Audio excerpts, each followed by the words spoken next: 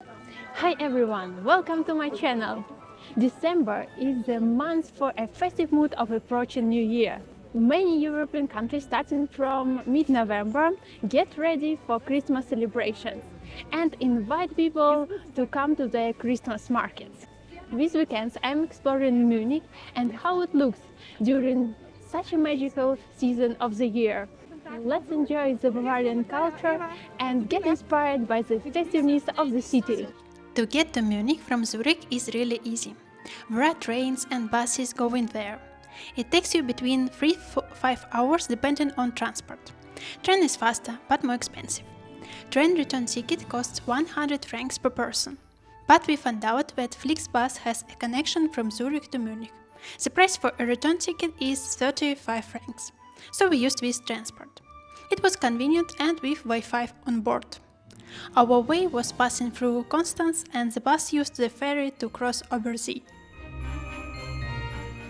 We were staying at our friend's house, so in this video I won't cover information about accommodation. On Friday evenings, restaurants are really busy with guests, so we were not able to find a place for our company. I would advise trying to reserve the place in advance or expect to be in the queue to have a seat for at least a half an hour. On Saturday we were more lucky and visited a nice Bavarian restaurant. I'll share information later in the video. Fortunately, when we arrived in Munich, a true winter season had begun, and it started snowing and gave a special vibe to the city, though it was melting fast as well. We had a Bavarian breakfast in Müller, in the building of the old bread factory. Here you can find a lot of pastry plus a traditional breakfast. Omelette with turkey, one pretzel and a coffee costs 14 euro. The salad mixture, bread basket and a dessert is about 20 euros. It was very delicious. Now it's time to explore the city. The Sendlinger Tor is a city gate at the southern extremity of the historic Old Town area of Munich. It is one of 3 historically preserved city gates of Munich's Old Town, which served as a fortification for defense. The gate dates back to the 14th century and it was not ruined by wars, fortunately, only was renovated.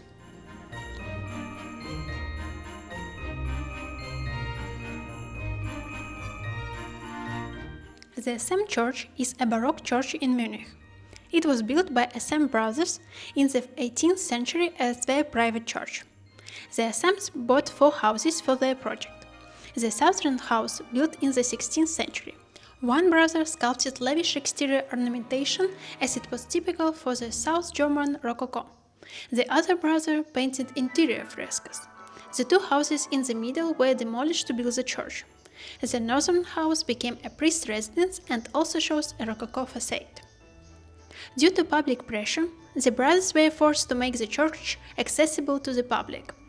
The interior is divided vertically into 3 sections, which increase in brightness from the bottom upwards. The lowermost portion of the benches for church visitors is kept relatively dark. Its design symbolizes the suffering of the world. The second section, located above, is colored with white and blue and reserved for the emperor.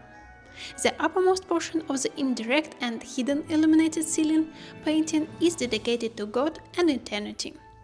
Compared to other more strictly patterned Baroque churches, the Assam Kirche shows some peculiarities due to its status as a private chapel. The church altar is situated in the west, not the east, as usual. The Rindermarkt is one of the oldest streets in Munich, which connects to the Marienplatz in the north through the former inner Sendlinger Tor. Originally, this street was used as a cattle marketplace, from which the name of the street derives. Later, noble patricians built their homes here. On the street there are several sites: the Church of St. Peter, Munich's oldest parish church, the fountain and some other interesting buildings with frescoes. In the Advent time, one of Munich Christmas markets takes place here. Christmas markets are a nice tradition which is honored and followed in Europe. Germans especially love Christmas traditions. The oldest German market was held in Dresden, but nonetheless Bavarian people organized them from the 14th century, only a bit later than in Dresden. Even Munich airport arranges its own Christmas market. Every market has its own decorations and style. But what we all have are Müllwein and gingerbread. In German it's called Glühwein and Lebkuchen accordingly. 1 cup of mulled wine costs 5 euro, and a gingerbread piece costs around 3 euros. You give a deposit of 5 euros for 1 cup. You can either return a cup and the full deposit will be returned, or you can leave a cup for yourself as a memory about the trip. There are a lot of traditional fast food options. Bratwurst costs 6 euro, pancakes about 5 euros. Now we are going to Marienplatz. It is a central square in the city center of Munich. It has been the city's main square since the 12th century. Marienplatz was named after the Mariensäule, a Marian column erected in its center in the 17th century to celebrate the end of Swedish occupation. The column is topped by a golden statue of the Virgin Mary standing on a crescent moon. At each corner of the column's pedestal is a statue of a Buddha. The 4 putti are each depicted fighting a different beast, symbolizing the city's overcoming of adversities. War represented by the lion, epidemic by the cockatrice, hunger by the dragon, and heresy by the serpent. The glockenspiel in the tower of the new city hall was inspired by the tournaments that were held in the square during the Middle Ages and draws millions of tourists a year. The Christmas market here is called Christkindlmarkt, and it's the biggest in the city. Markets are held from 21st of November till 24th of December, and at the Christmas date it's not working as far as everybody stays at home and celebrates with the family. Well, now about places with local food to have lunch or dinner. The Hofbräuhaus on Platzl is a beer hall, originally built in the 16th century by Bavarian Duke Maximilian I, as an extension of the state Hofbräuhaus in Munich brewery. The general public was admitted only in the middle of the 19th century. This beer hall is popular not only as a tourist attraction, but also loved and visited by locals a lot. Regular patrons store their beer mugs in small lockers. Here traditional Bavarian food is served. A typical lunch with beer costs 25 euros. We didn't find a place and we've already been there, so we decided to try another restaurant, Andexer am Dom. We were not able to reserve a place for our dates, so we waited in a queue. Fortunately, after half an hour, we got a seat. The place has Bavarian cuisine. We tried different types of sausages, a special Kalb's cutlet dish, which was in the menu even, schnitzels, and certainly we couldn't do without German beer. Everything was super tasty and mouth-watering. On average, each person paid about 35 euros for lunch. The Residenz in central Munich is the former royal palace of the Wittelsbach monarchs of Bavaria.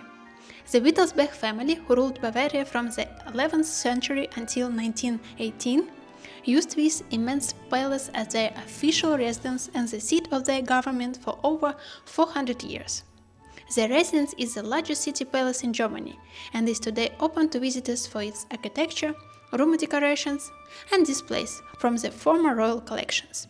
It's really big. In one wing you can find a theater, in another a chapel, some buildings house the Academy of Science and Humanities. This palace serves as a museum, so you can spend the whole day wandering. The palace has 10 courtyards, and certainly on one of the courtyards a special Christmas market takes place. This will be our last site to visit.